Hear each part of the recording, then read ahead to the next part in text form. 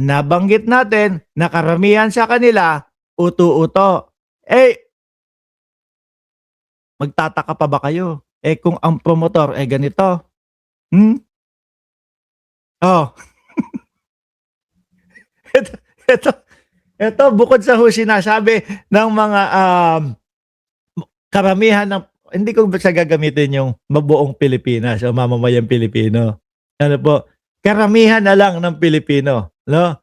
Bukod sa nasasabihan po na mahina daw po ang ulo ni Robin Padilla, eh, ito po yata mga kababayan, ang isa sa sign na talagang gullible, madaling mapaniwala at uto-uto ang mga DDS. Eh, paano ba naman ho, pati po senador nila mga kababayan, tingnan niyo naman po, nagpapapaniwala doon sa mga copy-paste. Si Boy Silly ba yan? Sabi ni Annalyn Ando. Sandali lang, nagtataka ako, bakit niyo ba tinatawag na Boy Silly?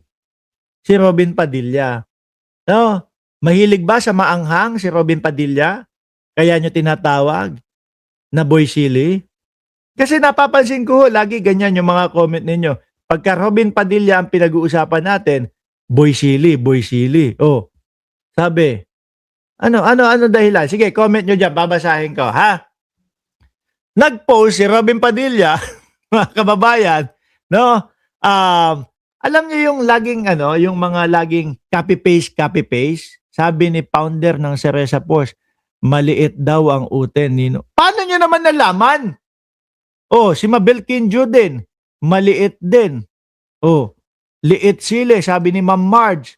Sabi ni Annalyn Ando, liit din daw. Paano nyo nalaman? Kayo ha? Baka chismis yan, baka hindi totoo yan. Explain nyo kung paano nyo nalaman. Ngayon, balik tayo doon sa post ni Robin Padilla. Eto, ang tagal-tagal na hong umiikot nito. No? Yung iba nga, hindi na pinapansin itong mga ganito. No?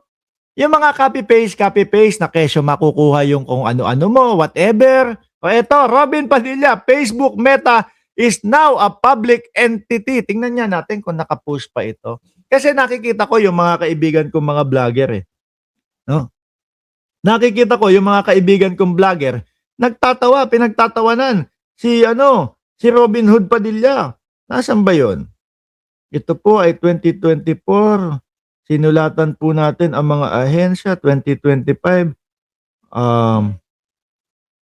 Ayan, merong may pagbawi. Si Robin Padilla dito, tingnan, ayan. Yung post ni Binoy, 'di ba? Mamaya papakita ko sa inyo 'yan. Post ni Binoy, tapos ilan po yung nagtatawanan, ilan po yung nakabungis-ngis. Ayan ang dami, 3,600. Kasi naman ang hilig magpapaniwala nito eh. No? Wala. Mukhang tinanggal na yata, boss.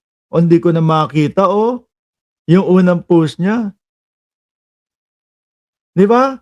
Tinanggal na yata, kaya bumawi siya. Oh, anyway. Siguro deleted na kaya hindi ko na makita. Facebook Meta is now a public entity. Every member must post a note like this. O, di ba? Kanya pagka nakita nyo lang mga kababayan, yung umpisang mga salaysay eh. Sasabihin mo na, nako, eto na naman ito. Papaka-copy-paste na naman sa akin ito, tapos ipopost ko sa social media, etc., etc. Wala naman mangyayari. Facebook Meta is now a public entity. Every member must post a note like this. If you do not publish a statement at least once, it will be technically understood that you are allowing the use of your photos as well as the information contained in your profile status updates. Mga bossing, hindi po gagawa ang Facebook ng ganyan, no? Yung tipo bang gagawin kang uto-uto, kailangan gawin mo to, kailangan i-copy-paste mo to, kailangan i-post mo ito para pagsasabi na ikaw ay hindi pumapayag na gamitin yung mga impormasyon mo sa loob ng social media mo. Wala pong ganun. No? Maano po yan? Kumbaga, mga bossing, talagang nakatatak lahat yan. Walang magbabago dyan sa isang post ninyo. Hindi, mag-post ka ng ganito para ipakita sa Facebook. Ano yun, iisa-isahin. ni Mark Zuckerberg, no? Si Robin Padilla nag-post. Hindi, wag niyong gagamitin ito, ha. Wag niyong gagamitin yung kanyang yung kanyang profile picture o whatever. Ganun po ba? Iisa-isahin. Anak ng tinapa. I hereby declare that I do not give my permission for Facebook. Hoy, tingnan nyo, silipin nyo yung mga kaibigan ninyo na mga DDS. No? Kung i-share itong mga pinagpo-post ni Robin Padilla, malamang ho sa alamang. Di ba, may mga mag-share niyang mga yan. Alam nyo naman po, mga DDS, napakadaling maniwala niyang mga iyan mo. Yun nga pong meron daw krudo galing ng Brunei.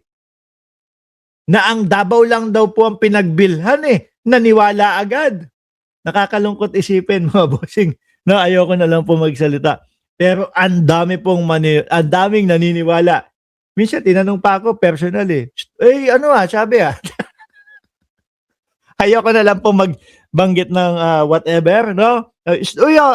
Merong galing sa Brunei Meron na daw ang Davao Sabi ko, tingnan niyo po yung totoong balita. No? Sabi po sa balita diyan, wala daw katotohanan. Ganon, wala na akong kaibigan na DDS, unfollow na nila ako, hindi kawalan. Sabi ni Mariana Darlo. Biruin mo. I hereby, Robin Padilla, hindi daw pinapayagan si Mark Zuckerberg na gamitin yung kanyang mga personal data. Hold your fingers, may ganun pa, no? Yung instruction para kung ano ang gagawin. Hold your finger anywhere in this message. So parang ganun ho yun, no? Ilalagay mo yung daliri mo doon sa Siyempre, biglang may lalabas diyan. Copy, no? Pindutin yung copy. Click copy. Then go to your page, create a new post, and place your finger anywhere. Susunod naman po yung mga DDS. Kaya makikita nyo, yung mga pinagpo-post ni Robin Padilla, kakalat na din po yan doon sa mga DDS. Ngayon, meron akong nakita na nakakasagutan ni Robin Padilla. No? Kung sakali man po na nakita nyo yung ini-interview si Robin Padilla doon sa kanyang sasakyan at meron siyang sinasabi, Doc, no? Nakalimutan ko na yung mismong mga binanggit ni Binoy doon Doc, mag-asal doktor o whatever ka naman. Tingin ko, eto yon si Doc sa Art Samaniego. Binanatan niya si Robin Padilla.